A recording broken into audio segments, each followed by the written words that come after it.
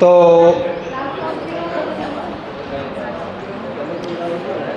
विषय वस्तु आवर्तनशील खेती की थोड़ा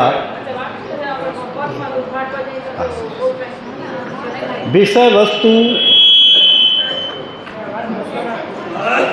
कुछ ज़्यादा है, तो अभी 3 दिन में 2 दिन में वो पूरा हो नहीं पाती है।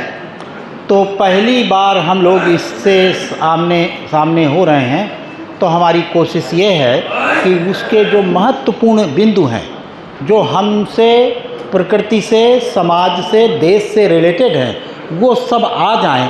फिर जिसका मन और डिटेल में बनता है तो उसके लिए हम सदा खुला है और कभी भी इस बात को आगे बढ़ाएंगे। ये ठीक रहेगा ना? क्योंकि पूरी बात तो 2-3 दिन में नहीं आ पाती है, काफ़ी फैला हुआ विषय है। आपने परिभाषा में देख ही लिया कि उसकी कितनी परिधि है। उस पूरी परिधियों को समेटना 2-4 दिन के बस की बात नहीं होती है। कल लड़के ने एक चीज़ बताई थी, पोषण चक्र का सिद्धांत। तो पोषण में ये बताया था, जैसे हमारा शरीर वैसे ही पेड़ पौधों का शरीर होता है। जैसे बाल्यावस्था में हमें अलग प्रकार की चीज़ों की ज़रूरत होती है, प्रौढ़ावस्था में अलग प्रकार की, और वृद्धावस्था में अलग प्रकार की होती है।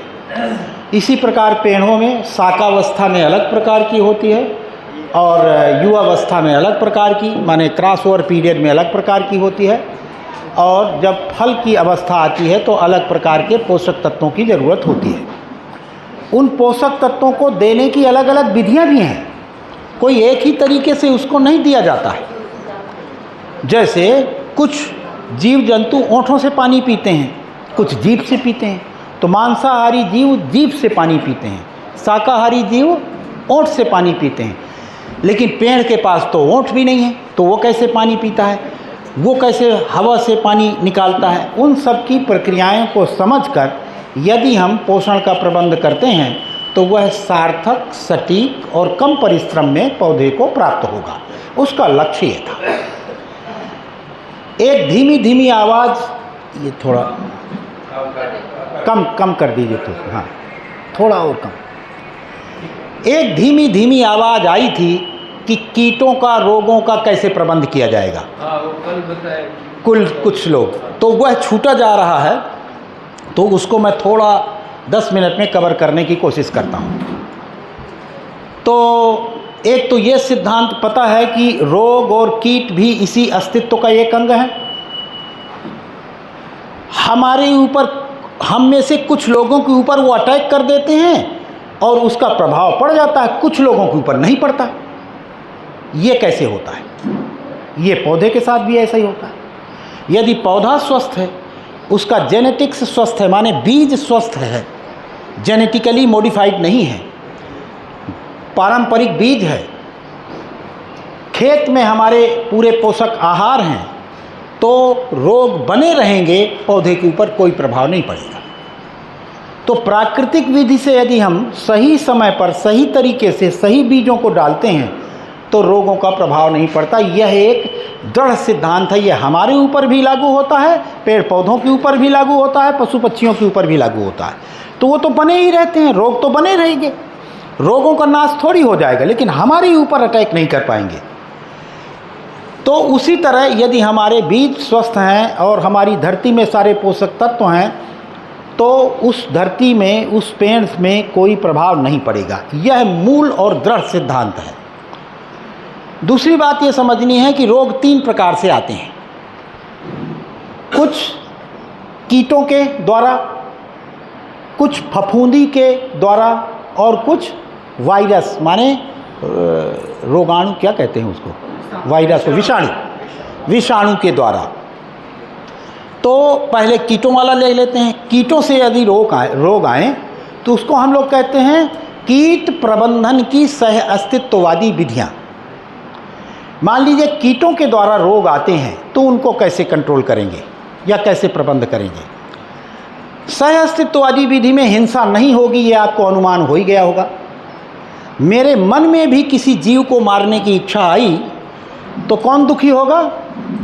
मैं दुखी होऊंगा। मैं दुखी होना नहीं चाहता। तो जैसे ही मैं किसी को मारने, पीटने, भगाने की बात करूंगा तो क्या होगा? और खेती काहे के लिए कर रहे हैं? सुख के लिए। और फंस कहाँ गए? मारपीट में। कुछ लोग कहते हैं जैविक तरीके से मारा जाए। तो ये बताइए, यदि मैं सोने के छुरे से किसी का पेट काटूंगा अथवा पोटेशियम साइनाइड खिला दूं, रिजल्ट किसका होगा? तो ये कौन सी बात हुई कि मिर्चा खिला के मार डालो? चाहे मिर्चा खिला के मारो, चाहे केमिकल खिला के मारो, चाहे गोली से मारो, रिजल्ट किसका आएगा? तो रिजल्ट क्या है मरने का? दुख। मुझे तो दुख होगा।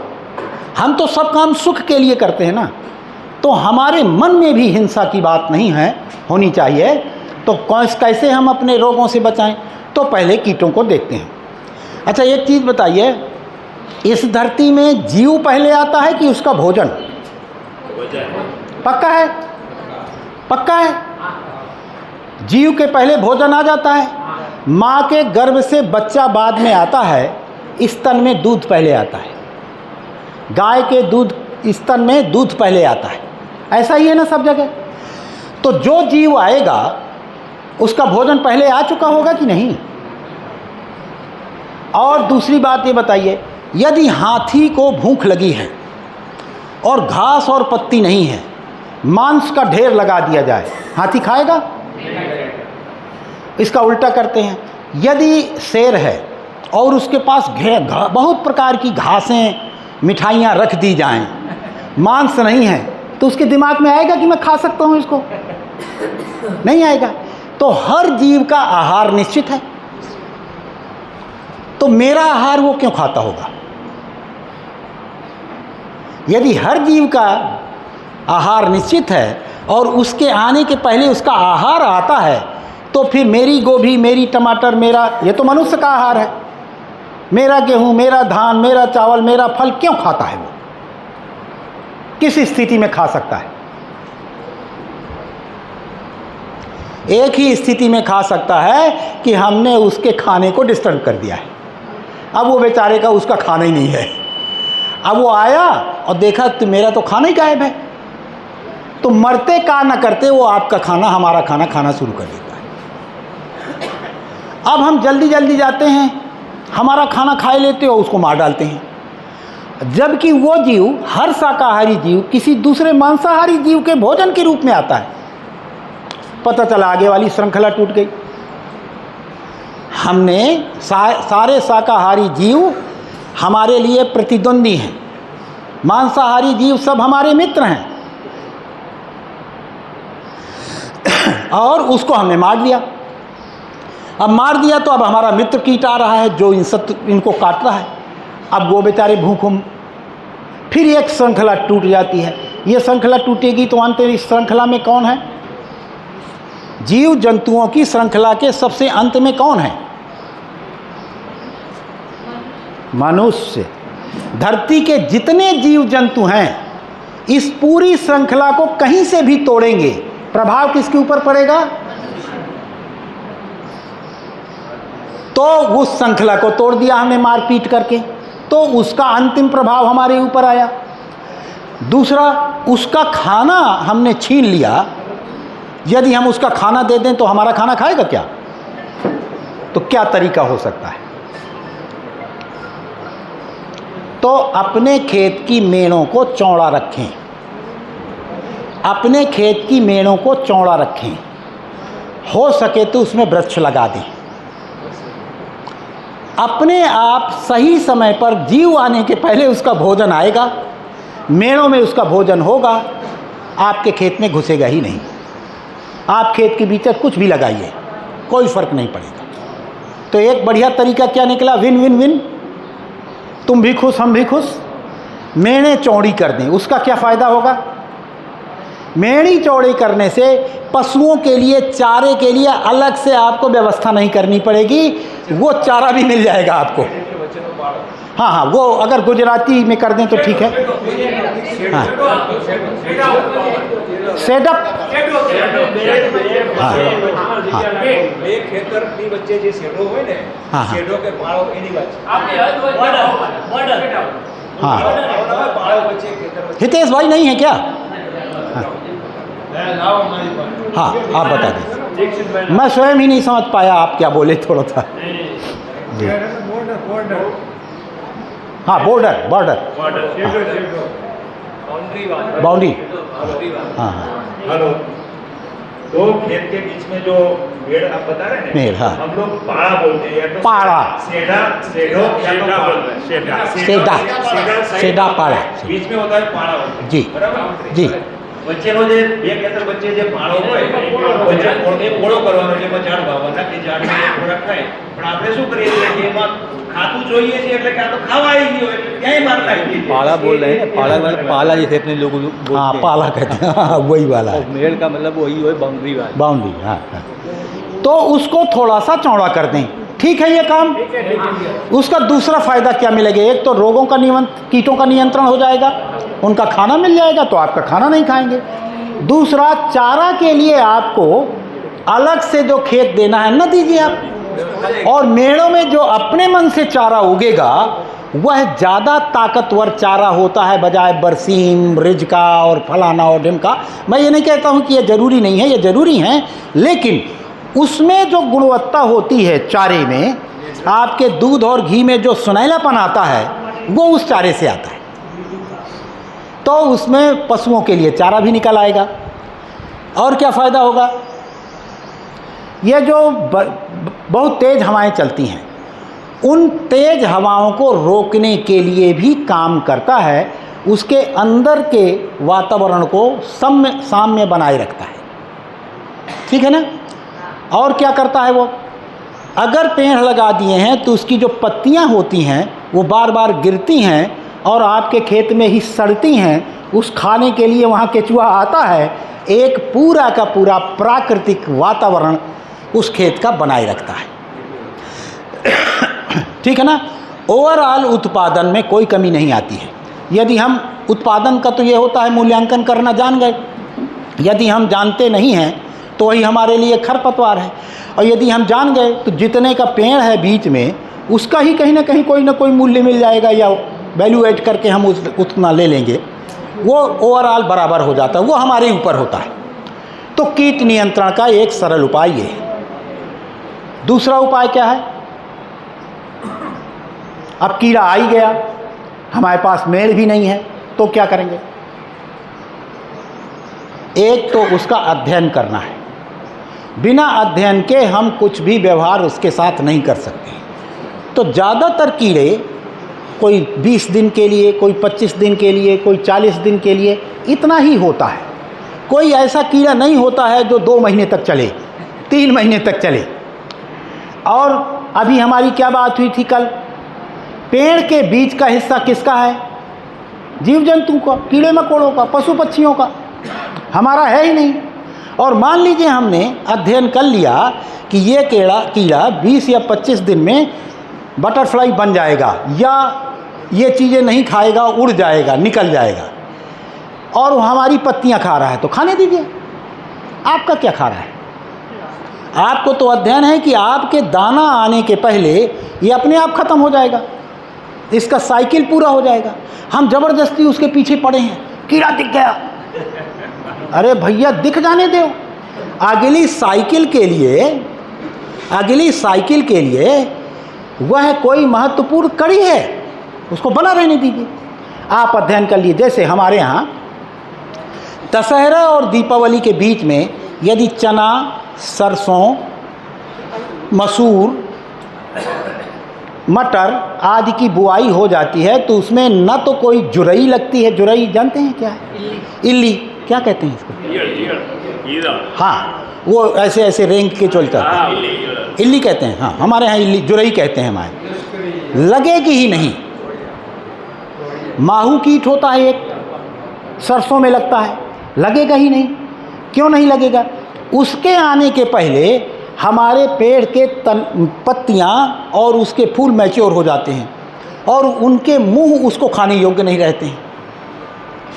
तो बहुत सारा चीज़ें अगर हम कीड़ों के समय का अध्ययन कर लें तो हम तय कर लेंगे कि बुआई कब करनी है, तो वो लगेगा ही नहीं। कीड़ा तो एक निश्चित समय में ही आएगा ना, वो हमारी तरह तो नहीं करेगा कि वो कभी भी आ जाएगा, ऐसा तो नहीं करेगा। वो कभी भी नहीं आएगा, वो निश्चित समय पर ही आएगा। उसको एक डायरी बनाना चाहिए, हर किसान को लिखना चाहिए कि ये वाला कीड़ा इस महीने में इस तारीख को आया है, इस वातावरण में आया है, और अध्ययन करिए कि क्या क्या करता है वो, कितने दिन के बाद वो आपकी चीज़ों को लेना बंद कर देता है। यदि पत्ती लेता है तो उसको लेने दीजिए। क्यों कह रहे हैं कि पत्ती लेने दीजिए? वो पत्ती को कन्वर्ट कर रहा है उस ज़मीन को उत्पादक बनाने के लिए, और कुछ नहीं कर रहा है, वो आपका ही काम कर रहा है। लेकिन हम बहुत सूक्ष्म चीज़ों का अध्ययन कर नहीं पाते हैं तो हम अपना दुश्मन मान लेते हैं। छोटी छोटी चिड़िया भी है ना, ये भी अपना काम करती रहती है। तो इस प्रकार से कीड़े का अध्ययन करके उसके समय को पहचान ले और बहुत ज़बरदस्ती न करें, इसको मारें वो दवा डालें, कोई जल्दबाजी मत करिए। कुछ नहीं खाएगा, आपका नहीं खाएगा, अपना खाएगा। और क्या है, और क्या कर सकते हैं कीट नियंत्रण के लिए? सारी विधियां अहिंसक हैं। अब मान लीजिए वो आ ही गया, अब हम कुछ नहीं कर पाए, कीड़ा लग गया, अब क्या करें? तो एक तो तरीका है मारें, दूसरा एक और क्या तरीका है? क्या करें? भगा दें। तो भगा देंगे तो कहाँ जाएगा वो? दूसरे के खेत में चला जाएगा। पड़ोसी को नाराज करते हैं। हमारे खेत से गाय निकल के उसमें चली गई तो गाय तो समस्या बनी हुई है ना। तो अपनी समस्या भगानी है कि समाधान करना है? तो भगाना नहीं है ना, तो क्या करना है? उसको नियंत्रण कैसे करेंगे? हमारे हाथ में है क्या? उसका खाना देंगे, अध्ययन करेंगे कि वो क्या पसंद करता है। तो जैसे धान में माहू लग रहा है, उस समय आप केला लीजिए, कल बताया था वैसे उसने, और उसमें केला पका हुआ एकदम जो सड़ गया है ऐसा केला, बराबर मात्रा में गुड़ लीजिए, उसको फर्मेंट होने दीजिए 8-10 दिन, और उसको पानी में घोलिए और उसका शहद बन जाएगा वो, और उसका स्प्रे कर दीजिए। अब ये बताइए, आप कहीं बारात में गए हैं, आपको बढ़िया रबड़ी मिठाई और ये मिलेगी, वो खाएंगे कि फिर पूरी सब्जी खाएंगे?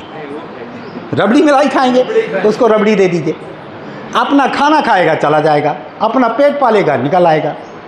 तो उसको खेत में दे दीजिए, मारिए मत उसको। खूब अच्छे से इसी तरह के और सारी चीज़ों का ईजाद कर सकते हैं।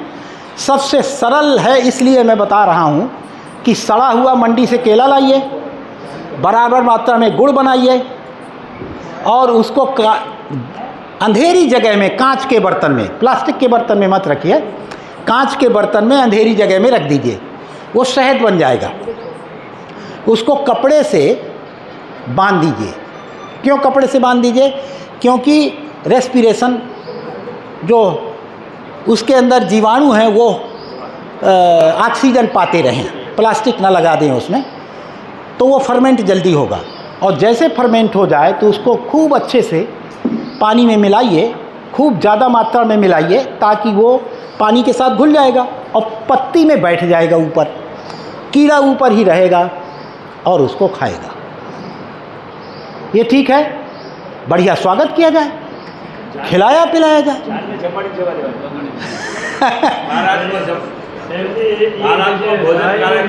भोजन करा के भेजा जाए, भोजन करके भेजा जाए, वो भी खुश, हम भी खुश। देखिए, कोई खट्टी चीज़ ना हो, बस इतना ध्यान रखना है। खट्टी चीज़ में शहद नहीं बनता है। जब गुड़ और पका हुआ केला, पका हुआ सड़ा हुआ, इसलिए कहते हैं पका नहीं, सड़ा हुआ अच्छा रहता है।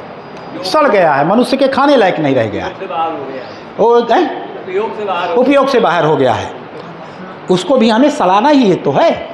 तो पपीता ले लिया, केला ले लिया, और क्या हो सकता है इस तरह? चीकू में खट्टापन होता है क्या? मीठा है तो लीजिए, मीठा है तो सब चलेगा। उसमें पेक्टिन नहीं होनी चाहिए, पेक्टिन से वो भगते हैं। तो जैसे अमरूद नहीं चलेगा, पेक्टिन है उसमें। संतरा मौसमी नहीं चलेगा। सीताफल चल जाएगा मेरे ख्याल से, सीताफल चलेगा। पका हुआ एकदम गिल गया, आदमी के खाने लायक नहीं रह गया है, बिना पैसे का बटोर लाइए और खूब बनाइए और पूरे खेत में फैला दीजिए। कीड़ा आएगा, खाएगा और जाएगा। ठीक है, ये इसमें कम मेहनत है। और देखिएगा आप खिलाएंगे तो भी मज़ा आएगा। माने किसी को मारने में दुख होता है। जब मैंने देखा है जो अपने खेत में दवा डाल के या डीएपी यूरिया डाल के आता है, उसको आप ध्यान से देखिए, वो इरिटेट रहता है उस समय। तुरंत तम्बाकू खाएगा या फिर कोई गुटखा खाएगा या फिर चिड़चिड़ा कर बात करेगा वो। और एक किसान को देखिए जो गोबर की खाद डाल के आया हो या इसी तरह के कोई बहुत अच्छे प्रयोग करके आया हो, आप देखेंगे उसके अंदर प्रसन्नता होगी, वो खूब प्यार से बैठेगा। जैसे मेडल जीत के आया है, जैसे मेडल जीत के आया। हाँ, जैसे कुछ करके आया है, वो उसके अंदर करने का भाव आता है कि मैं खिला के आया हूँ। होता है ऐसा कि नहीं होता है? किसान होंगे तो जानते होंगे, होता है। अनुभव किया। अभी एक आखिरी, लेकिन वो आखिरी है और क्या कर सकते हैं, मान लीजिए तब भी नहीं मानते हैं, तो बीच बीच में यदि पेड़ लगाए रखेंगे तो ऐसे पेड़ खेत में ज़रूर लगाएं जिसमें बहुत सारे फल होते हैं, जैसे गूलर, पाकर, अंजीर, सहतूत। बीच बीच में 1-1 एकड़ 2-2 एकड़ में पेड़ लगा के रखें। उससे क्या होगा, चिड़िया खूब आएगी। और चिड़िया क्या करती है, सुबह सुबह जितने जीव हैं धूप के लिए ऊपर आते हैं, तो जितने कीड़े आपके खेत में हैं वो धूप लेने के लिए ऊपर आएंगे। उसी समय चिड़िया को भूख लगी होगी, खट से जाएगी, पिक से पकड़ेगी, उसका भोजन हो जाएगा। तो ये 3-4 तरह से हम कीट का प्रबंधन कर लेंगे। मारना धारना कहीं नहीं, मारना धारना हमारा काम नहीं है। आज तक मच्छर तो मार नहीं पाया आदमी। कितना खर्चा किया मच्छर मारने में? पूरे विश्व का यदि मच्छर मारने का खर्चा जोड़ लीजिए तो विश्व की 5-6 देश की सरकारें चल जाएंगी। सही है, सही है। जितना डीडीटी और ये और वो मच्छर, हमारे यहाँ तो मच्छर का एक विभाग बन गया। मच्छर मरे नहीं, विभाग मर गया। मच्छर जहाँ कितना विभाग मर गया, मलेरिया विभाग मर गया ना, है अभी मरा हुआ है, मरा ही हुआ है। ठीक है ना? तो जब मच्छर नहीं मार पाए तो इन कीड़ों को काम मार लेंगे।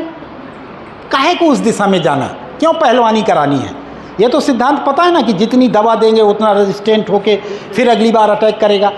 काहे को इस दिशा में जाते हैं? जब वैज्ञानिक भी यही बात बता रहे हैं तो क्यों उस दिशा में कदम रखते हैं? तो इस तरह से हम बिना किसी हिंसा के सह अस्तित्ववादी विधि से समझदारी पूर्वक अपने रोगों से अपने खेत को बचा सकते हैं। इसमें किसी को कोई शक? जी,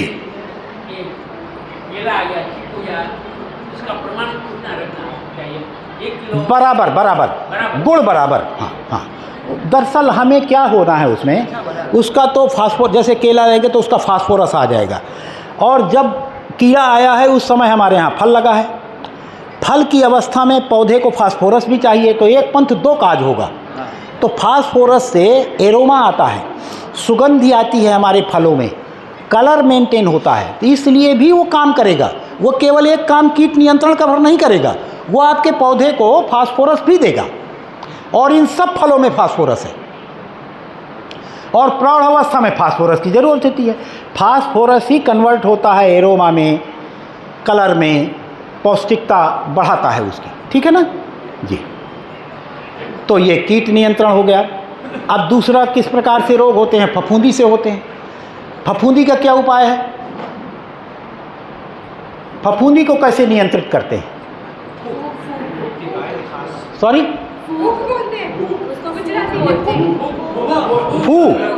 फूक, फूक माने फफूंदी। कैसे कंट्रोल करते हैं? दुनिया में कोई उपाय नहीं है फफूंदी का आज तक। सारे वैज्ञानिकों ने हाथ खड़े कर दिए जी। और ठीक है, वो नियंत्रण नहीं होता है। फफूंदी का इलाज फफूंदी है, वो बाकी उपाय उसके प्रभाव को कम करने के लिए तो हो सकते हैं। जिसको सोरियासिस हो गया हो या चर्म रोग हो गया हो, उससे पूछिए कि क्या काम करता है। दुनिया में कोई ताकत नहीं है उसको ठीक करे जब तक उसी का रक्त शुद्ध नहीं होता है। रक्त शोधन से हो जाती है बीमारी, और कोई तरीका नहीं है, बताइए हो अगर तो। इसी तरह फफूंदी को रोकने के लिए 2 प्रकार की फफूंदियां हैं आपके पास, एक ज़मीन के नीचे, एक ज़मीन की सतह में। एक को कहते हैं ट्राइकोडर्मा, एक को कहते हैं माइकोराजा। और माइकोराजा और ट्राइकोडर्मा का इनके यहाँ है वो घोल रखा है, उसका एक बार घोल बना के रख लीजिए और अपनी जो कंपोस्ट खाद है उसमें बीच बीच में डालते रहिए। उसके माध्यम से आपके खेत में माइकोराजा और ट्राइकोडर्मा पहुंच जाएगा, वो पूरे खेत में जाल बना लेगा। उस जाल से बच के कोई फफूंदी आपके पेड़ के ऊपर जाने ही नहीं पाएगी, वो उसका भोजन ही फफूंदी है। तो जितनी प्रकार के फंगस की बीमारियां हैं, अगर आपके खेत में कार्बन है और माइकोराजा और ट्राइकोडर्मा डेवलप हो गया है तो फफूंदी नहीं लगेगी। ये सबको पता है ना। ये जैसे खेत में कार्बन की अधिकता है, उसमें कोई फफूंदी नहीं लगती है। फफूंदी लगेगी ही जब कार्बन नहीं है, कार्बन नहीं है तो फफूंदी नहीं आएगी। तो इस प्रकार से फफूंदी को करने का एक ही उपाय है कि फफूंदी को हम पहले से ही अपने खेत में डेवलप होने दें, और वह ज़मीन में ही डेवलप होती है। तो जो कंपोस्ट खाद है या तराई के साथ में देने वाली जितनी खादें हैं, वह बुआई के कुछ दिन पहले दे दिया जाए, ताकि उसको डेवलप होने में 35 से 40 दिन लगता है समय, वो पूरा कर ले। बस इतनी सावधानी है, वो कॉलोनी बन जाए, वो कॉलोनी बन जाए। ठीक है। अब तीसरा रोग है, क्या है? विषाणु, वायरस। वायरस का क्या इलाज है? कैंसर एक वायरस है, कोई इलाज है? कोई इलाज खोज पाए हैं कैंसर का? कैंसर क्या है? ओवर ग्रोथ ऑफ सेल्स है। कहीं पर प्राणकोशा ज़्यादा विकसित होने लगी है दूसरी प्राणकोशाओं के सामान्य की तुलना में, तो अब उसको भूख ज़्यादा लगती है, तो वो दूसरे अपने आसपास की प्राणकोशाओं को खाने लगती है, उसका नाम कैंसर है। इसी तरह वायरस का मतलब, मैं कैंसर का उदाहरण इसलिए दे रहा हूँ कि हर रोग विषाणु इसी तरह का कोई एक ओवर ग्रोथ है जो अपनी ही प्राणकोशाओं को खाने लगता है। लेकिन हर पेड़ में एक डिजाइन होता है, जैसे हमारे शरीर में होता है। मान लीजिए आपके पेड़ यहाँ पर कुछ चोट लग गई, तो सबसे पहले क्या होता है?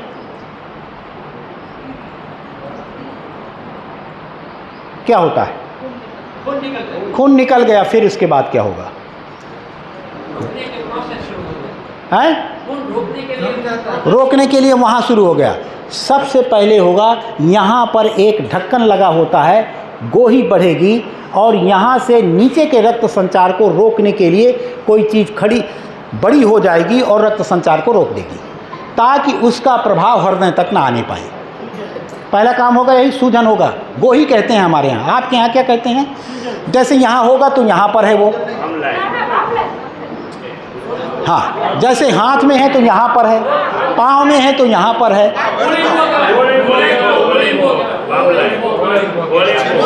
मैं नहीं समझ पा रहा हूँ। आप बताइए ना। गुजराती में वर बताएगी। वो जो कड़िया काम करते हैं ना, ये दीवार का काम करता है, लेवल करता है, लेवल करने के लिए उसको क्या बोलते हैं? उड़न। वो डोरी से लटका हुआ रहता है, हाँ, वो बड़ा जैसा होता है, नीचे लटका हुआ, हाँ, उसको उड़न का बोलते हैं। तो साहुल बोलते हैं अपने यहाँ। साहुल, हाँ, साहुल कहते हैं, हाँ, उसको हम साहुल कहते हैं। अच्छा, इसको साहुल कहते हैं। अच्छा, फूल जाता है जो, फूल क्यों जाता है? ताकि हाथ का गंदा खून जहाँ पर लगा है या उसमें विषाणु चला गया है वो हृदय तक ना जाए, और हृदय तक जाएगा तो पूरे शरीर में फैल जाएगा। होता है ये डिजाइन है, पेड़ में भी ये डिजाइन है। ठीक है ना? दूसरा काम क्या होता है, बुखार आएगा तुरंत। क्यों आएगा? कि उसको मार डाले उस बैक्टीरिया को, रक्त गर्म कर देगा। हम तुरंत जाके दवा ले लेते हैं। दवा मत लीजिए, उसको समझिए कि क्या मारना चाहता है, उसको सपोर्ट करिए, बढ़िया कंबल ओढ़िए और सो जाइए। वो मार रहा है, मारने दीजिए उसको, है ना। तो दो काम अपने आप विषाणु को रोकने का हमारे शरीर में है डिजाइन, पेड़ में भी है ऐसे, पेड़ में सेम है वैसे ही। टमाटर के जिस पूरे टमाटर में कभी वायरस नहीं लगेगा, लगेगा तो एक डाल में लगेगा, लगा रहने दीजिए, आपका क्या लिए है। आप बाकी पेड़ को पोषण देते रहिए ताकि वो उससे लड़ने की जो कोशिश कर रहा है लड़ते रहने दीजिए। और विषाणु का एक मज़ेदार चीज़ है, एक डाल का दूसरे डाल के ऊपर कोई प्रभाव नहीं पड़ता। ये तो पता है ना, विषाणु संक्रामक नहीं होता, फफूंदी संक्रामक होती है, लेकिन विषाणु संक्रामक नहीं होता है। तो आपका वायरस, हाँ, वायरस के संपर्क में आने से भी वायरस में कुछ नहीं फर्क पड़ता है जब तक उसको लाइव सेल नहीं मिलेगी। विष ही एकमात्र एक ऐसी चीज़ है संसार में जो मृत प्राणकोशा के साथ में मर जाता है, जीवित प्राणकोशा के साथ में जीवित हो जाता है। हाँ, वो सट है, जिसके साथ रहता है वैसे ही व्यवहार करता है। लाखों साल तक विष वैसे ही पड़ा रह सकता है, और जैसे ही लाइव सेल पाएगा तो वो जिंदा हो जाएगा। इसलिए विषाणु की जब कोई दवा नहीं है तो क्यों किसी का केमिकल भंडार खाली कर रहे हैं। जिस जिस जिस डाल में लगा है उस डाल को, उस पेड़ को खूब पोषण देते रहिए, आपके पूरे पेड़ के ऊपर कोई प्रभाव नहीं पड़ेगा उसका, ठीक, कुछ नहीं होगा, वो बढ़ेगा ही नहीं। पेड़ तो लड़ रहा है ना उससे, पेड़ तो स्वयं उसको मार रहा है ना, उसको सपोर्ट किया जाए। और मान लीजिए कि पूरे पेड़ में लग गया है तो उखाड़ के एक तरफ गपा दिया जाए, काम खत्म। उससे लड़ाई झगड़े से कोई फायदा नहीं है। दूसरा, कुछ विषाणुओं के लिए कुछ पेड़ बड़े मुफीद होते हैं, जैसे पपाया, गेंदा, टमाटर बहुत मुफीद हैं उनके लिए, विषाणुओं के लिए। तो अपने किनारों में गेंदा लगा दीजिए, उनको खाना मिल जाएगा वहाँ। किनारे में गेंदा लगा दीजिए, वो गेंदे में अपना लगा रहेगा, आपके टमाटर को टच नहीं करेगा। पपीता, टमाटर, पपीता और मिर्च, तीन में ही ज़्यादातर ये रोग लगता है, बाकी सब में नहीं लगता है ये। बैगन में आता है। ठीक है, बैगन के लिए तो एक और बढ़िया उपाय है, खालिस बैगन के बजाय उसके बीच में मेथी बो दीजिए। मेथी बो देंगे अपने आप कीड़ा नहीं आएगा। तो मेथी और बैगन को एक साथ बो दीजिए, या लहसुन और बैगन को एक साथ बो दीजिए। कोई उपाय निकाल लीजिए, मार धाड़ में मत पड़िए, किसी से नहीं जीतेंगे, सही कह रहा हूँ मैं। आज तक मनुष्य मच्छर नहीं मार पाया, बाकी क्या मार लेगा आप समझ लीजिए। उस तरफ जाइए मत, उससे प्रार्थना करिए कि भैया तुम भी रहो यार, हमें भी रहने दो बस। इसको कहते हैं सह अस्तित्व का सिद्धांत। तो इस प्रकार से हम सह अस्तित्ववादी विधि से कीट, रोग और का प्रबंधन कर सकते हैं। ठीक है, ठीक है। वैसे तमाम चीज़ें हैं। तांबे से विषाणु रोग, विषाणुओं में से तांबे से विषाणु शर्माता है। शर्माता है माने वो थोड़ी देर के लिए इनएक्टिव होता है, तो छाछ में तांबा डालकर उसको स्प्रे करने से वो रुका रहता है, आगे नहीं बढ़ता है। इन सब उपायों को भी करते रह सकते हैं, लेकिन उससे जूझा ना जाए। विषाणु से कोई इतना बड़ा प्रभाव नहीं पड़ता है कि आपकी पूरी फसल चली जाएगी। 2, 4, 10, 15, 20, 25 पेड़ जाएंगे, जाने दीजिए, उससे ज़्यादा उत्पादन दूसरे पेड़ों में आपको मिल जाएगा। ये पपीता में तो फिर जब ये संक्रमित होता है वायरस, जी, बढ़ता रहता है। हाँ, पपीते में तभी संक्रमित होता है यदि हाइब्रिड पपीता है वो। हाइब्रिड प्रजाति, तो हाइब्रिड प्रजाति में तो ये है, इसलिए पपीते को हमने उस सिद्धांत में भी बताया है, एक ही वैरायटी का कोई पेड़ कभी ना लगाया जाए। चाहे बैगन लगाइए, टमाटर लगाइए, मिर्चा लगाइए, कई वैरायटी का लगाइए। पपीता में लेकिन क्या है कि जो ऐसी वैरायटी है वो मार्केट में नहीं, हाँ, मार्केट में नहीं है, स्वयं तैयार करना पड़ेगा। और जो वो लेडी 786 वगैरह थाई वैरायटीज आती हैं, तो यदि चल गई तो बहुत अच्छा, नहीं चली तो फिर वो बचाए नहीं बचती है, फिर वो एकदम कलेप्स ही जो जाती है वो। ठीक है, ठीक है। ये तो मुझे ये बताना था कि सह अस्तित्ववादी विधियों से हम कैसे रोग और कीटों का नियंत्रण कर सकते हैं। बहुत सरल विधि से कर सकते हैं, उत्सवपूर्वक कर सकते हैं। इसमें बहुत थकने की, युद्ध जैसे लड़ने की कोई ज़रूरत नहीं होती है। ये हमारी तरफ से ये चैप्टर क्लोज हो गया पूरा। ठीक, अब एक चीज़ और सोचते हैं। बहुत सारी खेतियां हैं इस देश में, पूरे विश्व में भी हैं। ऑर्गेनिक फार्मिंग है, जीरो बजट फार्मिंग है, नेचुको फार्मिंग है, परमाकल्चर है, शाश्वत खेती, ऋषि खेती, सजीव खेती, जैविक खेती, हैं, प्राकृतिक खेती, सुभाष पालेकर खेती। अब आवर्तनशील खेती की क्या ज़रूरत है? यौगिक खेती। तो क्या हम अपने यश कामना से इस काम को कर रहे हैं? हम क्यों आवर्तनशील खेती की ज़रूरत पड़ी, इस बात को आज इस वाले चैप्टर में बताना चाहते हैं। हम किसी भी खेती की कोई बुराई नहीं कर रहे हैं। कहाँ तक कौन खेती काम करती है आपके सामने रखेंगे। हमने पहला प्रयास यही किया कि जो भी हमें मिले उनसे कहा, बताने की कोशिश की कि अभी किसानी के ये बिंदु कवर इसमें नहीं होते हैं, क्या कोई संभावना है कि आप इसको कवर कर सकते हैं।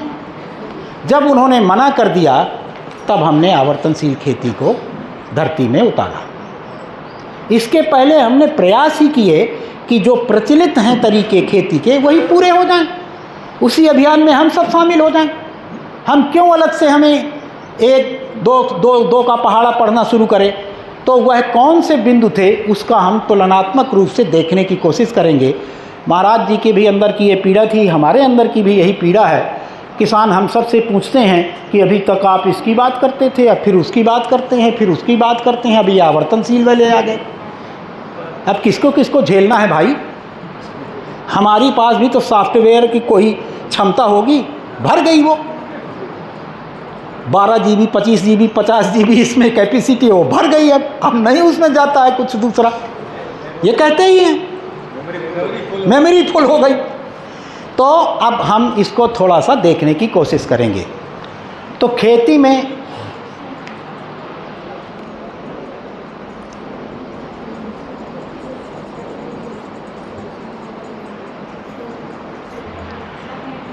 में क्या क्या है। कोई भी क्रिया होती है उसका एक दार्शनिक आधार होता है।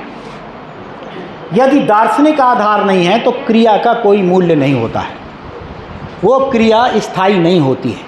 हर क्रिया के पीछे एक विचार होता है, विचार के पीछे एक दर्शन होता है। कैसा? इस संसार में वस्तुएं उतनी ही हैं। इस संसार में 3 ही मौलिक रूप से वस्तुएं हैं, चौथी कोई वस्तु इस संसार में नहीं है। इन 3 वस्तुओं को देखने के तरीके का नाम दर्शन है।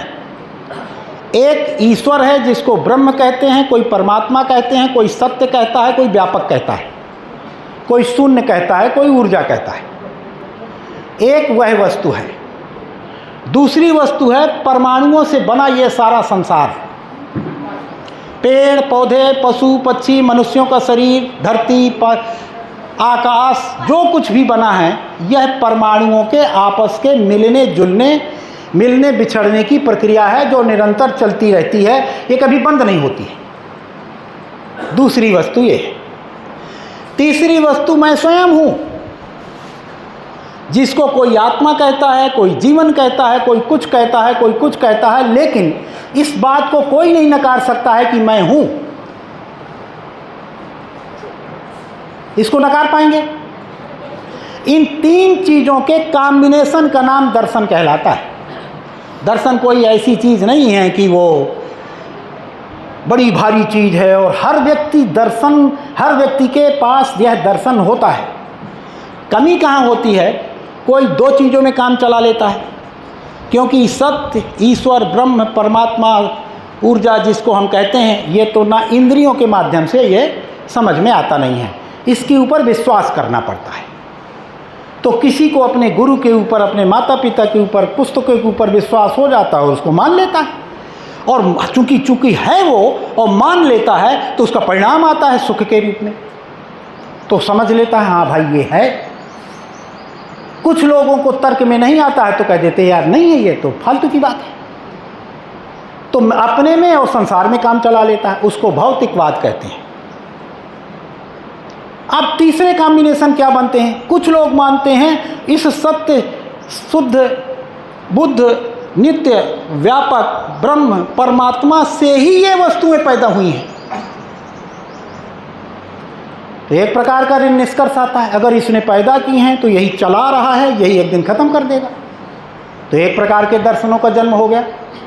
यही इस्लाम मानता है, यही क्रिश्चियनिटी मानती है, यही हिंदुओं के बहुत सारे दर्शन मानते हैं कि इस संसार को किसी एक अव्यक्त तत्व ने पैदा किया है, यही इसको चला रहा है, यही इसको मार डालेगा जब चाहेगा। प्रलय कहते हैं जिसको।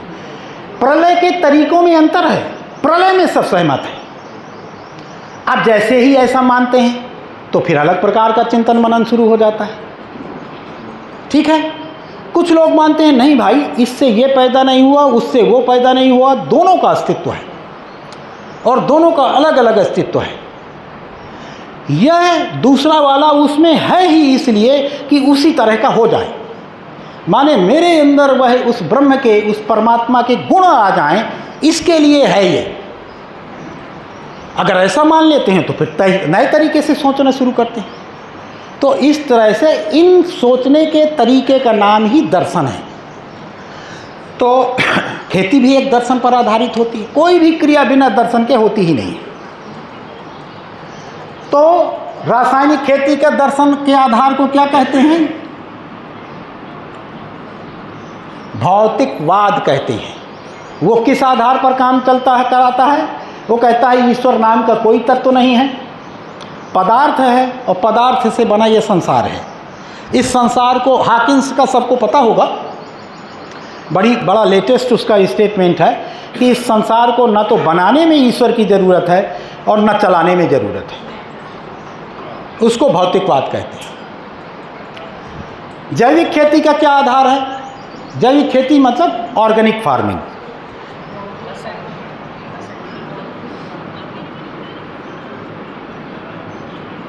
ऑर्गेनिक फार्मिंग विश्व स्तर पर फैली एक खेती का तरीका है। इसका भी आधार भौतिकवाद ही है। इसके ये भी ईश्वर नाम के तत्व को नहीं मानती है, ऑर्गेनिक फार्मिंग जिसको कहते हैं।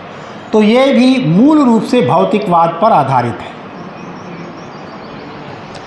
यह भी उन्हीं देशों में, मूल रूप से यह जर्मनी में पैदा हुई, धीरे धीरे धीरे धीरे सब जगह फैली है। ठीक, प्राकृतिक खेती की बहुत सारी विधियां हिंदुस्तान में पैदा हुई।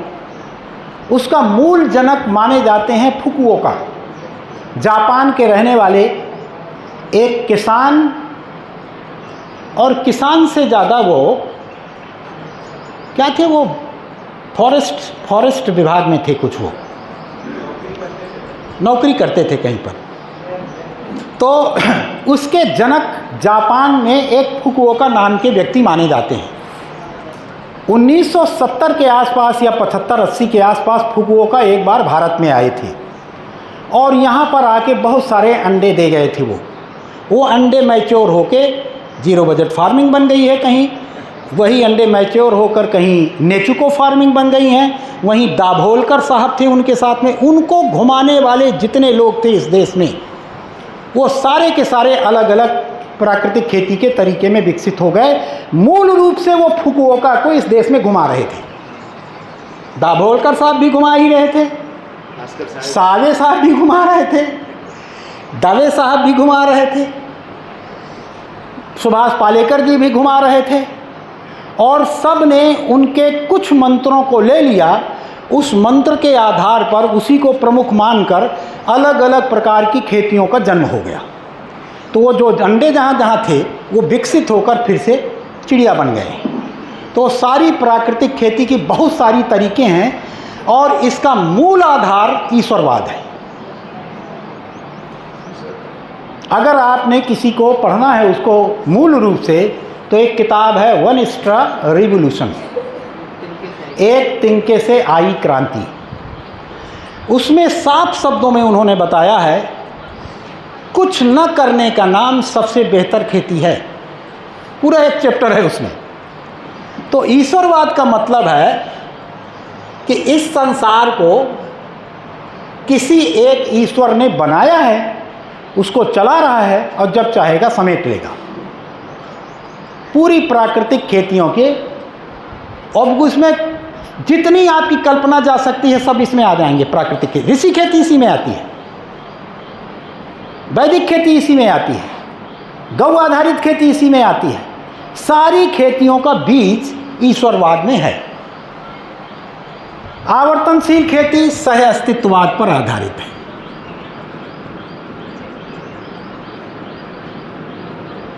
सह अस्तित्ववाद का मतलब समझ ही गए होंगे, पदार्थ का और ईश्वर का दोनों का सह अस्तित्व है। न इससे ये पैदा हुआ है न इससे वो पैदा हुआ है, ना ये डाइल्यूट होकर उसमें गुम हो जाएगा, दोनों रहेंगे। ईश्वर जैसे गुण इसमें पदार्थ में आ जाएं, इसी के लिए सारा का सारा कार्यक्रम है। यह सह अस्तित्ववाद का निष्कर्ष है। तो यह आपको किसी भी खेती में मिला क्या?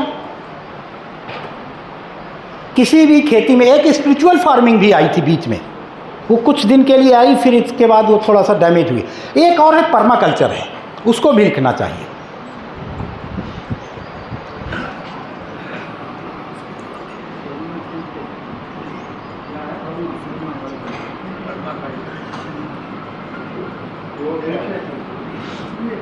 ये ऑस्ट्रेलिया में विकसित हुई है, ये ऑस्ट्रेलिया में विकसित हुई है। यह भी ईश्वरवाद पर आधारित है, इसका भी ईश्वरवादी तरीका है, लेकिन ये वेस्टर्न फिलॉसफी से डिराइव्ड है। इंडियन फिलॉसफी से इसका कोई लेना देना नहीं। दूसरा है, क्या रासायनिक खेती में मानव लक्ष्य की कोई चर्चा होती है? हम पहले दिन से क्या बात कर रहे हैं, खेती काहे के लिए है? सुख के लिए, निरंतर समृद्धि के लिए, हमें ईश्वरत्व तो आए उसके लिए, उसमें सहायक है खेती। तो मानव लक्ष्य की चर्चा रासायनिक खेती में कहीं होती है क्या? कोई चर्चा नहीं। जैविक खेती में, ऑर्गेनिक फार्मिंग में, ऑर्गेनिक फार्मिंग का सुभाष पालेकर जी बहुत विरोध करते हैं, बहुत भयंकर विरोध करते हैं, उसमें भी कोई चर्चा नहीं है। मनुष्य का क्या लक्ष्य है, इसका खेती से कोई लेना देना है, मैंने नहीं सुना है कि ऑर्गेनिक फार्मिंग की इसको कोई चर्चा करते हैं। प्राकृतिक खेती में, अब ये आप लोग बताएंगे, प्राकृतिक खेती में मनुष्य के लक्ष्य की चर्चा है क्या?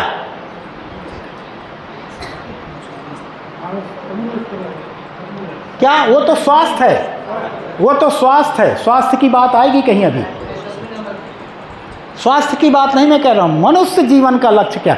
मनुष्य जीवन का स्वस्थ लक्ष्य नहीं है। स्वस्थ तो उसके लिए, स्वस्थ शरीर तो मिला ही हुआ है, वो तो बिगाड़ता है जब बिगाड़ता है।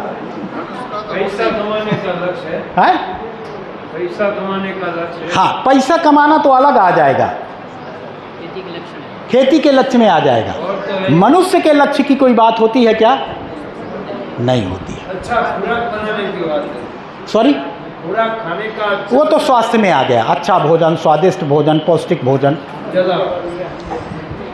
मनुष्य के लक्ष्य की कोई चर्चा नहीं है। आवर्तनशील खेती में मानव लक्ष्य की ही आसपास पूरी खेती का डिजाइन है,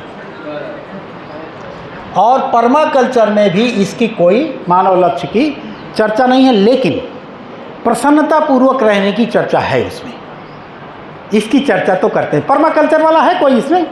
नहीं, कोई कोर्स नहीं किया, सुना ही नहीं है। बहुत अच्छा, हाँ आपने पढ़ा, आपने किया, उसमें यह चर्चा होती है ना, प्रसन्नता पूर्वक रहना।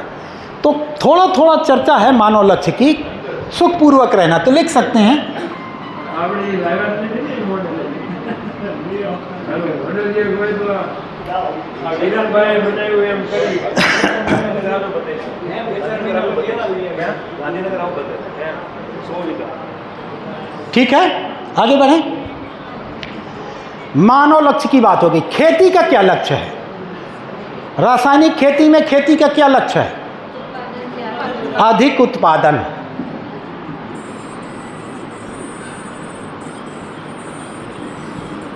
इसी को क्या कह सकते हैं? लाभ।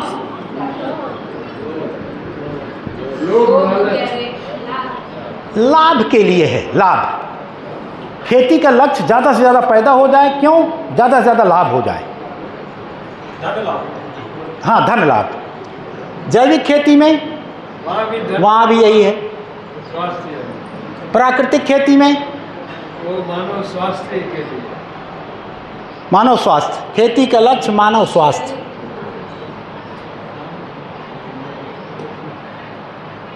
और कुछ हेल्थ से ज़्यादा कुछ भी नहीं।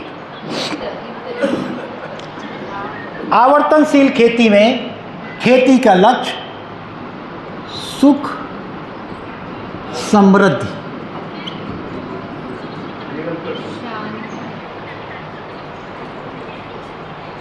सुख समृद्धि, निरंतर सुख भी कह सकते हैं।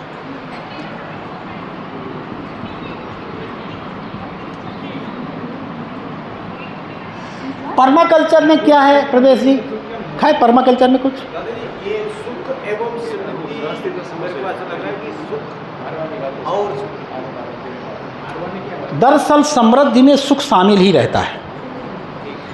मैं ऐसे ले रहा हूँ ना, सुख मेरे पर्सनल के लिए आ गया, समृद्धि बाकी के लिए आ गया। बाकी के लिए जब आदमी जीता है तो सुखी रहता ही है। जब तक अपने लिए कुछ ढूंढता है तब तक दुखी ही रहता है। क्योंकि मनुष्य की प्रॉब्लम ही यही है कि जब तक अपने आप को सुखी करने के लिए जितने दुनिया में उपाय करता है वो उसको सुख तक ले ही नहीं जाते हैं। उसका सुख शुरू ही होता है जब सुख को बांटना शुरू करता है। तो वो जब स्वीकारता है कि मैं सबका एक अंग हूँ तो सबके सुख में मेरा सुख है, तभी वो सुखी होता है। तो व्यक्तिगत सुख का तो कोई फार्मूला है ही नहीं अस्तित्व में। होगा तो सब सुखी होंगे, नहीं तो सब दुखी रहेंगे। व्यक्तिगत सुख का कोई फार्मूला नहीं। वो भौतिकवाद वाले लगाए पड़े रहते हैं, लेकिन हुआ आज तक कोई नहीं है। अडानी तक नहीं हुआ है। आधा भारत का पैसा उसके पास है, फिर भी अभी सुखी है वो कि नहीं है, इसकी कोई गारंटी नहीं। लेकिन आपको दसियों लाख ऐसे उदाहरण इस देश के किसान मिल जाएंगे जो निरंतर सबके भले में अपना भला, इतनी कठिनाई के बाद भी शाम को भजन कीर्तन करते हैं, मस्ती से सो जाते हैं। उनसे ज़्यादा सुखी वो नहीं है कोई। सबके सुख में अपना सुख है, तो व्यक्तिगत रूप से तो सुख है नहीं। तो जब हम समृद्धि कहते हैं तो सुख शामिल है, लेकिन यहाँ अलग से इसलिए बताते हैं कि समृद्धि की भी बहुत लोगों को परिकल्पना नहीं है। पर्माकल्चर में प्रवेश जी है, सुख समृद्धि की कोई चर्चा। खेती का लक्ष्य क्या है? स्वास्थ्य तक ही सीमित है।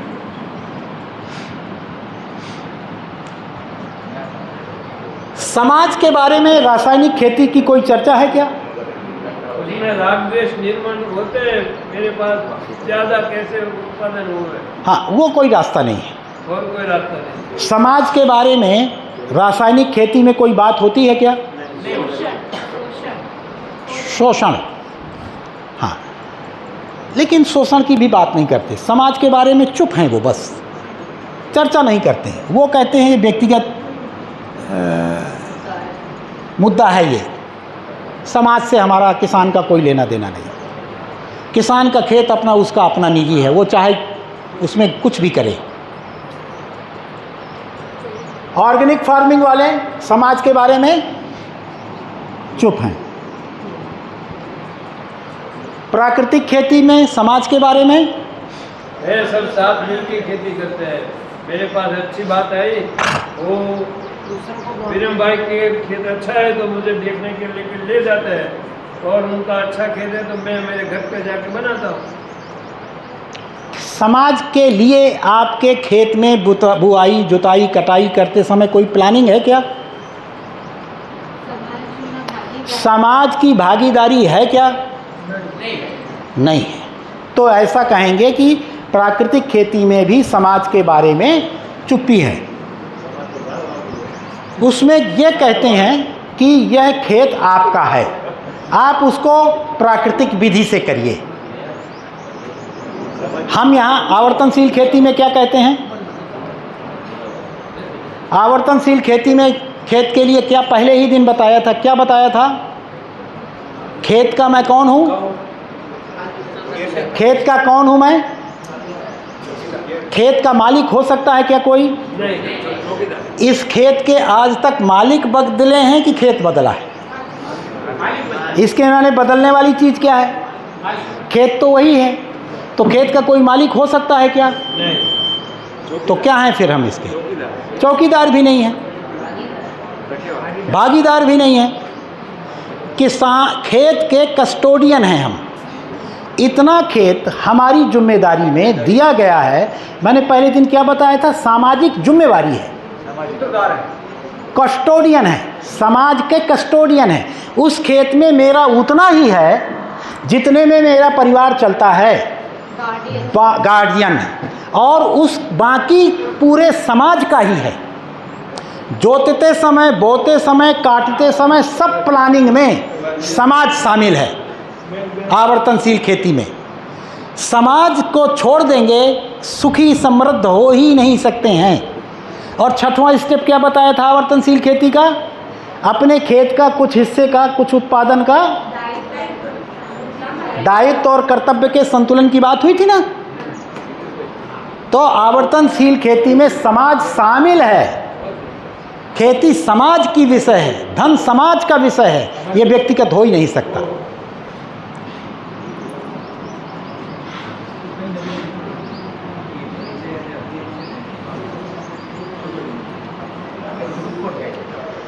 धन क्या है? समाज का विषय है, व्यक्तिगत हो सकता है क्या? जैसे गेहूं किसका है? धन क्या है? धन के बारे में थोड़ी सी बात कर लेते हैं। धन क्या है? धन कितने प्रकार का होता है?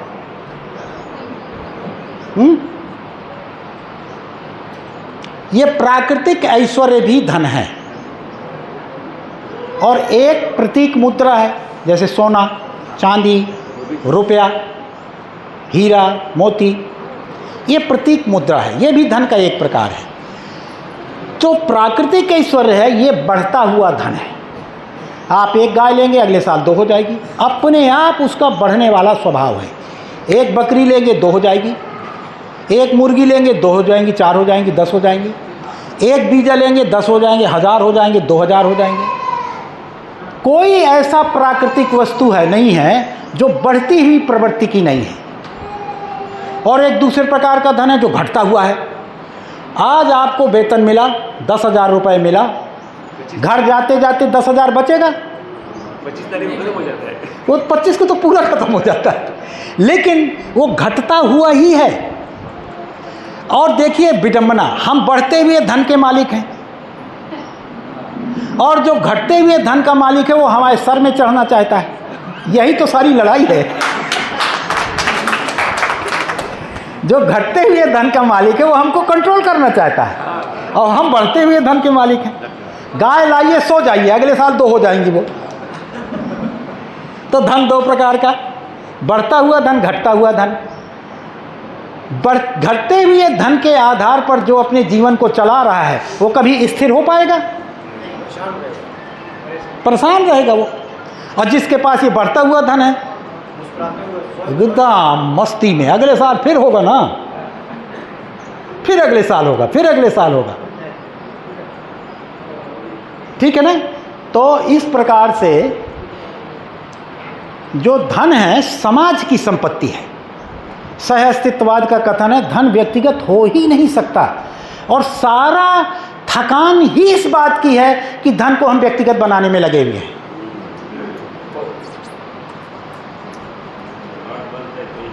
और उसका स्वभाव देखिए क्या मज़ेदार स्वभाव है। मेरे पास धन ज़्यादा हो गया, उसको कैसे निकालना है कौन तय करेगा? कौन? बाकी सब तय करेंगे, मैं नहीं कर सकता। मेरे पास आवश्यकता से अधिक धन आया, समाज में सूचना गई कि इसके पास आवश्यकता से अधिक धन है।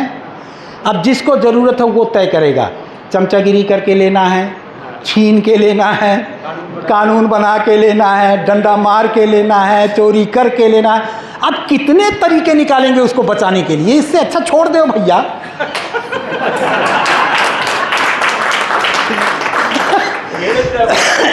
ले जाओ ससुर जिसको ले जाना है। ठीक है ना? सारी लड़ाई धरती की इस बात की है कि ये धन मेरा हो जाए, और वो इतना बेईमान कि होता है नहीं। हुआ किसी का? अच्छा, जिसके हो गए वो और ज़्यादा परेशान है। इसलिए धन समाज की संपत्ति है, इसको रट लीजिए। यदि आनंद पूर्वक इस संसार में रहना है और आनंद पूर्वक इस धरती को छोड़ना है, तो इस बात को प्रयोग में ले आइए कि धन समाज की संपत्ति है। आवश्यकता से अधिक धन सदुपयोग में लगाते रहिए, यह निरंतर बढ़ता रहता है।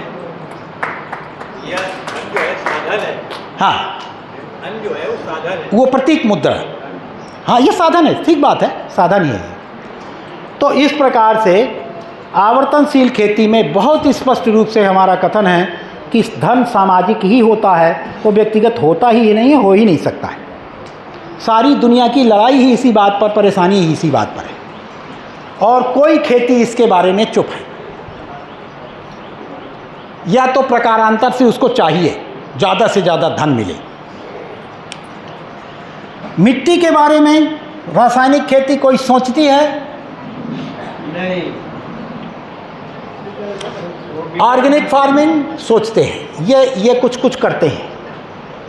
ऑर्गेनिक फार्मिंग में मिट्टी को बनाने की प्रक्रिया है।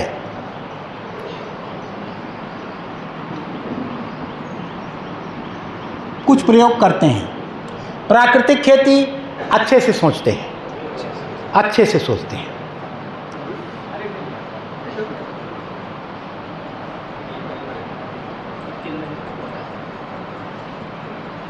आवर्तनशील खेती में जितना ये सोचते हैं उतना ये भी सोचते हैं। आवर्तनशील खेती में मिट्टी को मौलिक धन किसान का मिट्टी की उर्वरता ही है, ऐसा ही बताते हैं। यही उसकी मौलिक संपत्ति है, उसका आचरण बनाए रखना। और पर्माकल्चर में भी मिट्टी के बारे में सोचते हैं। क्यों प्रवेश जी? सोचते हैं।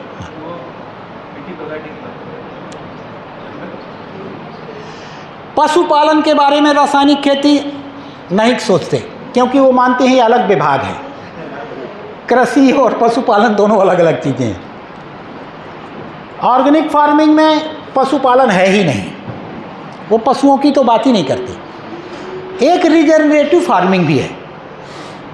इंटरनेशनल लेवल में दो फार्मिंग बहुत प्रसिद्ध है, एक रिजनरेटिव फार्मिंग और एक ऑर्गेनिक फार्मिंग। वो भूल गया मैं बताना। वो दोनों पशुओं के बारे में नहीं सोचते हैं। ऑर्गेनिक फार्मिंग में पशुओं की कोई चर्चा नहीं है। प्राकृतिक खेती में पशु आधार नहीं है, गाय आधार है। हाँ, कहीं कहीं गाय है, बाकी पशु की कोई चर्चा नहीं है। ज़्यादा से ज़्यादा बैल की भी कहीं कहीं चर्चा मैंने देखी। जैसे नेचुको फार्मिंग में सचदे जी तो कोई चर्चा नहीं करते थे इसके बारे में। सुभाष पालेकर जी एक गाय से 30 एकड़ खेत के लिए माइक्रोब्स मिल जाता है, इसकी चर्चा करते हैं। कहते थे ट्रैक्टर की बजाय बैल की भी बात करते हैं, बैल की भी बात करते हैं। तो इस प्रकार से प्राकृतिक खेती का मान लेते हैं कि कुछ पशुओं की तो कम से कम बात करते हैं। आवर्तनशील खेती क्या बात करती है? पूरा 1/3 हिस्सा पशुओं का है। नहीं, प्राकृतिक कृषि में कीट का भी वो है, मित्र कीटकों को मारने का नहीं है। हाँ, और प्राकृतिक वाले लेकिन शत्रु की मानना तो किसी को शत्रु है ना, शत्रु मानना भी दुख है। वो उसकी बात हो गई। इस धरती में कोई किसी का शत्रु है क्या? नहीं है। वो भी सुखपूर्वक जीना चाहता है। वो भी सुखपूर्वक जीना चाहता है। तो मामला तो छीना झपटी मान्यता का ही गड़बड़ है ना। तो वो तो हमने वो पहले वाले चैप्टर में बताया, आप पकड़ नहीं पाए शायद। पहले वाले चैप्टर में बताया कोई शत्रु पत्रु नहीं है, उसका अध्ययन करना है। खैर, तो अभी पशुपालन का एक मौलिक अंग है।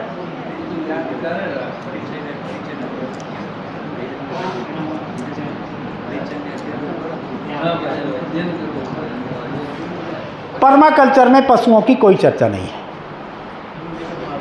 ठीक। तो आवर्तनशील खेती में हमने क्या समझा, 1/3 हिस्सा पशुओं का ही है और सब प्रकार के पशुओं का है जो भी पाले जा सकते हैं।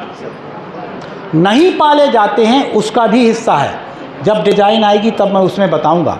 10% हिस्सा हर काश्तकार को अपने खेत का ऐसा भाग बना के रखना चाहिए, या पूरे गांव में अगर सहमति से बन जाए, जहां पर न पाले जाने वाले पशु भी रह सकें, क्योंकि इस धरती के संतुलन में बने रहने के लिए उन पशुओं का भी बड़ा योगदान है।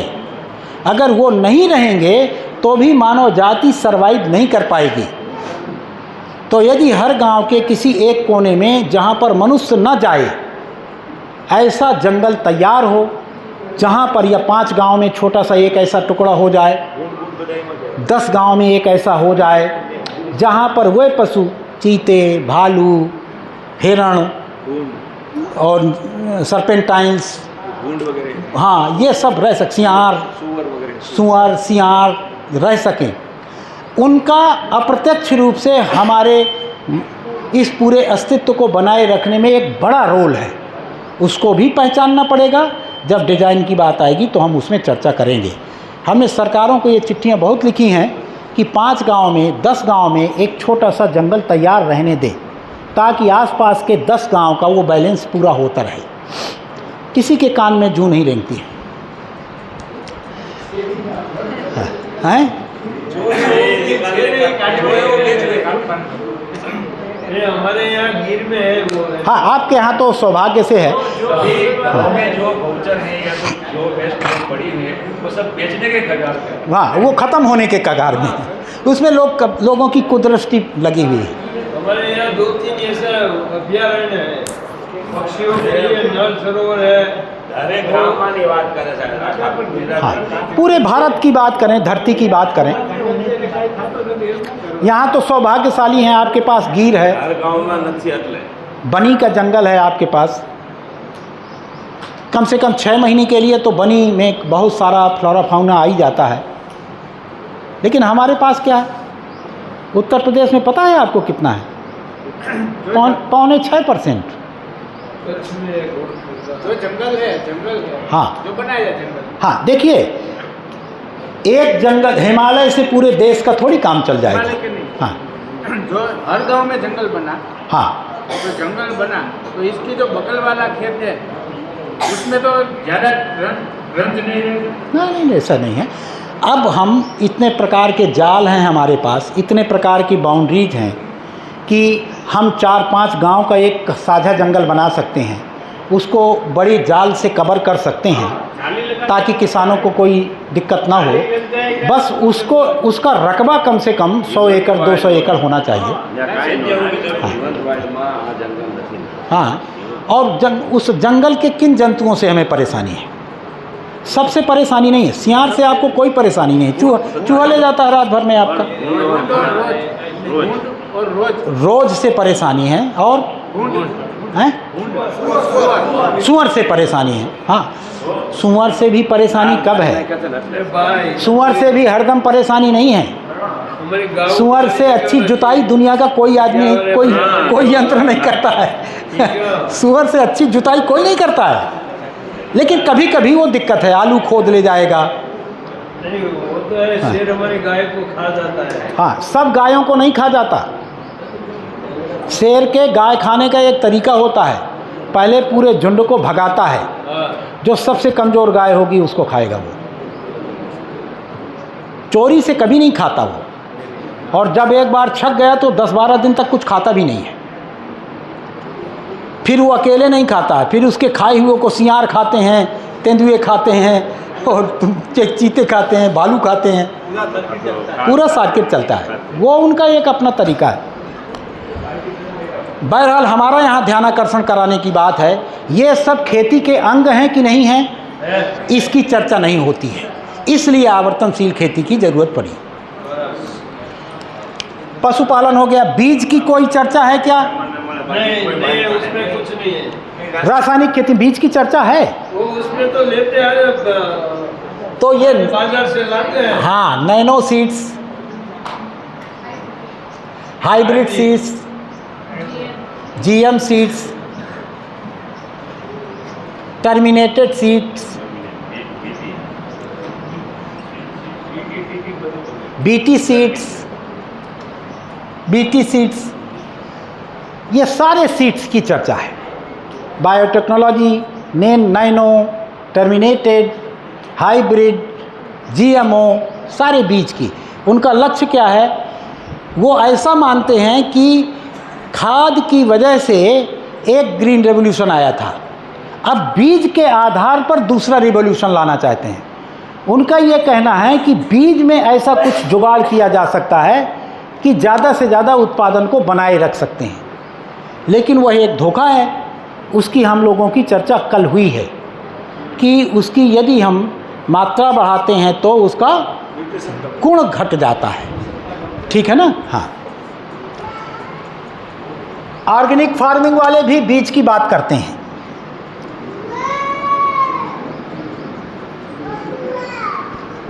प्राकृतिक खेती वाले भी देसी बीज की बात करते हैं, ठीक है ना? हम लोग तो करते ही हैं। हम दो प्रकार के बीजों को की बात करते हैं कि दो प्रकार के बीज सिलेक्शन मेथड से, एक वाइल्ड सिलेक्शन है, एक कंट्रोल्ड सिलेक्शन है। दो मेथड है बीज के सिलेक्शन के। हम किसानों से यह अपेक्षा करते हैं कि हर साल सिलेक्शन मेथड से बीज को करे और आपस में खेत बदल दे। इस खेत का बीज उस खेत में, माने पड़ोसी किसान या हमारे जैसे गांव में हार होते हैं, जैसे ये गांव है, एक हार ये हो गया, एक ये हो गया, एक ये हो गया, एक ये हो गया, चार तरफ ये खेत हो गए। तो इस तरफ के खेतों का बीज उस तरफ के बीजों का खेत इस तरफ एक साल में बदले, और 3 साल में इस गांव के बीजों को दूसरे गांव के बीजों को इस गांव में, ये प्रक्रिया अपनाए रहेंगे तो आपके बीजों का संवर्धन होता चला जाएगा, ठीक? तो इस प्रकार से हम बीजों के बारे में हम अलर्ट हैं। पर्माकल्चर के बारे में, बीजों के बारे में बात है कि नहीं मुझे पता नहीं है, कोई पर्माकल्चर वाला बताएगा। पर्यावरण की कोई उसमें रासायनिक खेती में बात होती है क्या? कोई बात नहीं होती है। जैविक खेती में पर्यावरण की बात होती है क्या? ऑर्गेनिक फार्मिंग में पर्यावरण की बात होती है? रिजनरेटिव फार्मिंग में होती है, वृक्ष खेती की बात होती है, वृक्ष खेती की। पर्यावरण की बात नहीं होती है। जल संतुलन की, वायु संतुलन की, ताप संतुलन की कोई बात नहीं है। ज़्यादा से ज़्यादा बात कितनी है कि पेड़ और खेती साथ साथ कर लें। वृक्ष खेती कहते हैं जिसको, रिजनरेटिव फार्मिंग का, और अंग्रेजी में कुछ कहते हैं उसको। ब्रेक हो गया? हाँ, ठीक है। तो पर्यावरण की, और हम लोग क्या करते हैं आवर्तनशील खेती में? पूरे पर्यावरण के संतुलन की बात होती है। माने हमारे खेत को एक पूरे पृथ्वी का एक हिस्सा है, और जैसी पृथ्वी को होना चाहिए वैसा हमारे खेत को बनाने की हम बात करते हैं, ठीक है? अभी समय हो गया है और इसमें 3-4 चीज़ें और पूरा कर दें, ठीक है? मैं जल्दी कर लेता हूँ। और इसी तरह प्रोसेसिंग की, रासायनिक खेती में प्रोसेसिंग की कोई बात नहीं है। प्रोसेसिंग अलग डिपार्टमेंट है, प्रसंस्करण अलग विभाग है। जैविक खेती में भी प्रसंस्करण की कोई बात होती है क्या? नहीं होती है। प्राकृतिक खेती में प्रसंस्करण की बात है क्या? है। आवर्तनशील खेती में प्रसंस्करण भी एक हिस्सा है, इसका खेती का अनिवार्य अंग है। हमने आवर्तनशील खेती का 5वां स्टेप जो है वो बिना प्रोसेसिंग के बाज़ार में कोई भी चीज़ अगर किसान देता है तो अपनी सारी संभावनाओं को खो देता है। इसी प्रकार स्वास्थ्य की चर्चा रासायनिक खेती में है क्या? जैविक खेती में है क्या? है। प्राकृतिक खेती में प्रमुखता से है। आवर्तनशील खेती में प्रमुखता से तो नहीं है, लेकिन स्वास्थ्य पर अलर्टनेस है। मशीन और टूल्स के बारे में, ये रासायनिक खेती जितनी भारी मशीनरी उतना अच्छा है ना, तो भारी मशीन को रिकमेंड करती है ये। जैविक खेती में मशीन के बारे में कोई बात है क्या? कोई बात नहीं है, चुप है। प्राकृतिक खेती में मशीनों के बारे में क्या कहते हैं? छोटे मशीन। और कहीं कहीं बैल की भी बात है। प्राकृतिक खेती में कहीं कहीं बैलों से खेती की बात है।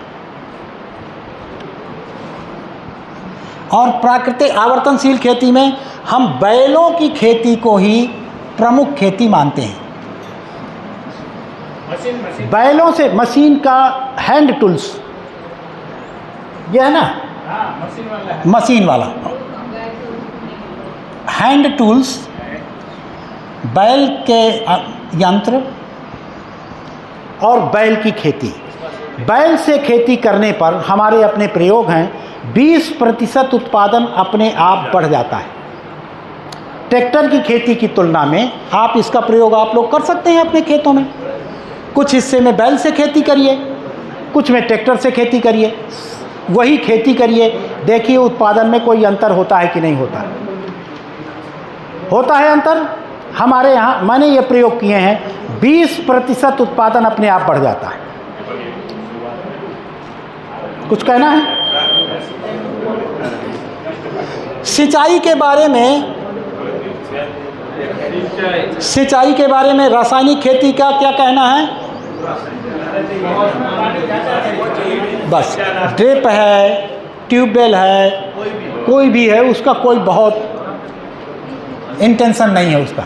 जैविक खेती में भी इसके बारे में कोई विशेष चर्चा नहीं है।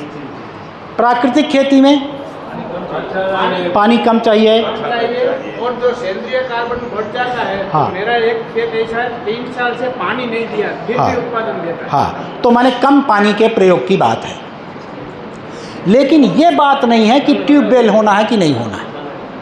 कम पानी की बात है। और आवर्तनशील खेती में हमने क्या बात की? तालाब का पानी। हमने क्या बात की? तालाब के पानी से 30% उत्पादन बढ़ ही जाता है और 40% पानी कम लगता है। तो आवर्तनशील खेती में तालाब या प्राकृतिक जल स्रोतों के प्रयोग को प्रमुखता है। जब तक नहीं है तब तक आप काम चला सकते हैं। प्राकृतिक कुआं भी हो सकता है, कुआं भी ठीक है, प्राकृतिक है वो। कुआं और ट्यूबवेल में अंतर क्या है? ट्यूबवेल में हम ज़बरदस्ती पानी खींचते हैं, कुएं में पानी निकालते हैं, वो अपने स्वतः भर जाता है, आधा तालाब हो जाता है।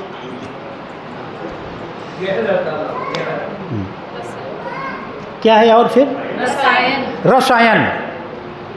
रासायनिक खेती में तो रसायन की ही बात है। जैविक खेती में रसायन से, लेकिन जैविक रसायन की बात है वो।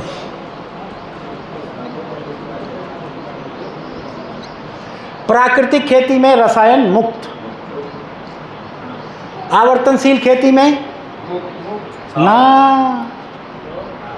आवर्तनशील खेती में रसायन एक्सट्रैक्ट करने की अपनी विधियां विकसित की जाएं।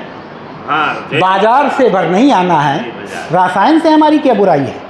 बुराई इस बात की है, और तत्व के रूप में ही तो पौधा लेता है, उसको कैसे रोक देंगे आप? हमारा कहना है कि रसायन निकालने की विधि और पौधों को देने की विधि हर किसान जाने किस अवस्था में क्या देना है। जैसे नाइट्रोजन निकालना है तो पत्ती से नाइट्रोजन कैसे निकालने? नाइट्रोजन फैक्ट्री वालों के पिताजी की थोड़ी है, वो तो 78% इसमें है। हम निकालना जान जाएं और सही तरीके से देना जान जाएं। इसलिए न हम रसायन का विरोध करते हैं, न हम गोबर का विरोध, कोई विरोध ही नहीं है। उचित तरीके से क्या देना है ये समझ लें, और उसमें हमारी जेब नहीं कटनी चाहिए, बाजार से नहीं आना चाहिए। ठीक है ना? तत्व के रूप में ही, पौधा तत्व के रूप में ही लेता है। हम प्राकृतिक रूप से जो देते हैं चीज़ें तो वो भी वो एक्सट्रैक्ट वही केमिकल ही करता है, फास्फोरस ही करता है, पोटेशियम ही करता है, मैग्नीशियम ही करता है। ठीक है ना।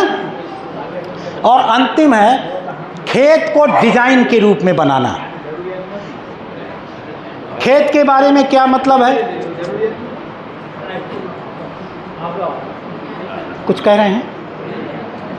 ये जो रासायनिक की बात की ना, तो पालेकर जी उसका ऐसा नहीं ऐसा करता है। हाँ, हम ये कहते हैं कि इस बात की 17 प्रकार के कौन से पोषक तत्व हैं, किस अवस्था में कौन से पोषक तत्व को किस विधि से देना है, यह हर काश्तकार को पता होना चाहिए। होना चाहिए। निकालने की प्राकृतिक विधि पता होना चाहिए। हड्डी फास्फोरस का भंडार, जो कवर होता है, एक्सेल होता है, कैल्शियम का भंडार, कैल्शियम बाइकार्बोनेट, छुही होती है जो दीवार में पोतते हैं, कैल्शियम का भंडार हमारे पास सब है। उसको निकालने के तरीके हमें इसलिए नहीं बताए जा रहे हैं कि उनकी फैक्ट्री बंद हो जाएगी। निकाल लीजिए अपना, ठीक है ना। अब आखिरी रह गया है, हाँ आखिरी रह गया है, इसको ख़त्म कर लेते हैं। डिजाइनिंग की कोई बात होती है क्या रासायनिक खेती में, कि आपका खेत एक यूनिट है और उस यूनिट को कैसे डिजाइन करना है जिससे हमारे ज़रूरत की सारी चीज़ें, समृद्धि भी आ जाए, पौष्टिक आहार भी आ जाए, पर्यावरण संतुलन भी बना रहे। अभी एक चीज़ लिखना ये लड़का भूल गया, खाद्य सुरक्षा। खाद्य सुरक्षा इस देश की जिम्मेदारी हमारी है, खाने की कमी नहीं होनी चाहिए। तो हर खेत में हर काश्तकार की जिम्मेदारी है ऑप्टिमम प्रोडक्शन ले। ऑप्टिमम, मैक्सिमम नहीं, ऑप्टिमम। ऑप्टिमम का मतलब जितना संभव है वो पूरा उत्पादन लेना से ही वह समृद्धिदायक होगा। हमारा खेत है तो हम ऐसा नहीं कर सकते हम कुछ नहीं बोएंगे। इस देश की खाद्य सुरक्षा का क्या होगा? जिसके पास खेत नहीं है वो खाना कहाँ से पाएगा? सरकार कहाँ से लाएगी? यह हमारे और सरकार की बात है कि वो कम पैसे में लेगी, हम उससे लड़ाई करेंगे, झगड़ा करेंगे, और पैसा चाहिए, ये सब करेंगे, लेकिन खाने की कमी नहीं होने देंगे। हम मदर फिगर हैं इस समाज के, हम माँ हैं इस धरती की, हर किसान माँ है। अब देखिए मूल्य क्यों नहीं लगा पाता है, क्यों नहीं मूल्य लगा पाता है किसान? पूरी धरती के सारे वैज्ञानिक सारे परेशान हो गए। एक समस्या है ना, लोग कहते हैं कि सुई बनाता है तो भी उसका मूल्य लगा लेता है, लेकिन किसान अपनी वस्तु का मूल्य नहीं लगा पाता। क्यों नहीं लगा पाता? सॉरी, घर में बच्चे को देने के लिए तो मूल्य लगा, अपने परिवार में जो देना है उसका कोई मूल्य नहीं लगा सकते ना। किसान तो कहीं भी मूल्य नहीं लगा पाता है। तो सारा परिवार हो गया ना, वही बताना चाहता हूँ। तो धरती से पैदा होने वाली सारी चीज़ें किसकी हैं? समाज की हैं। अनाज, दाल, चावल, दूध, घी, जो भी पैदा होता है, सब्जी, ये समाज की है। और समाज की चीज़ का मूल्य हम कैसे लगाएंगे? समाज लगाएगा। इसलिए हम नहीं लगा पाते हैं। हमारा दुख एक ही बात का है कि जो समाज का हम मदर फिगर हैं, लेकिन सम्मान हमारा नहीं है।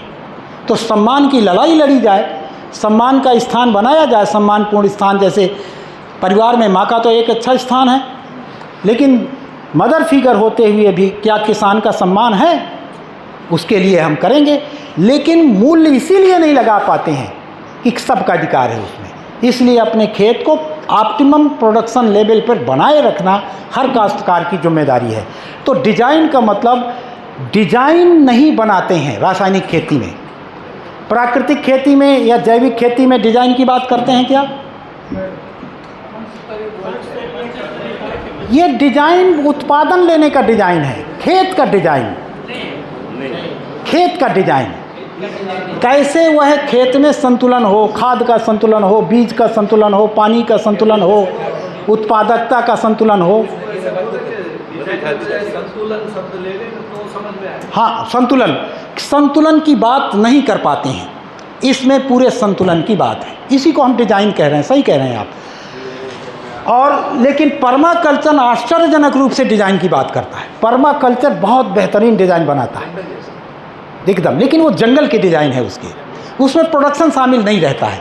वो उसको ये चिंता नहीं है कि क्या पैदा हुआ, वो ऋषि खेती टाइप का कर देते हैं। लेकिन हमारा देश है तो खाद्य सुरक्षा हमारी जिम्मेवारी है। मेरा खेत में ज़्यादा से ज़्यादा प्रोडक्शन होगा तभी सब खा पाएंगे, तो वो बना के रखना है। तो इस वजह से आवर्तनशील खेती की ज़रूरत पड़ी कि हमने बहुत सी चीज़ें देखी जो खेती से रिलेटेड हैं। पर्यावरण खेती से रिलेटेड है, खाद्य सुरक्षा खेती से ही आती है, मानव स्वास्थ्य खेती से आता है, पर्यावरण संतुलन खेती से होता है, लेकिन किसी भी खेती में इसकी चर्चा नहीं है। उस अधूरेपन को पूरा करने के लिए हमें आवर्तनशील खेती का डिज़ाइन करना पड़ा। यही आपको आपके पहले दिन वाले इस शंका के उत्तर के लिए हमने इसको रखा। धन्यवाद, समय हो गया है। बहुत सारा कोर्स रह गया है, तो हम कोशिश करेंगे बीच में जब हितेश जी से बात करके कहीं सेटिंग होगी तो एक दो आवश्यक चीज़ें और बताने की कोशिश करेंगे। जी, ब्रेक के बाद यही मिलते हैं। हाँ।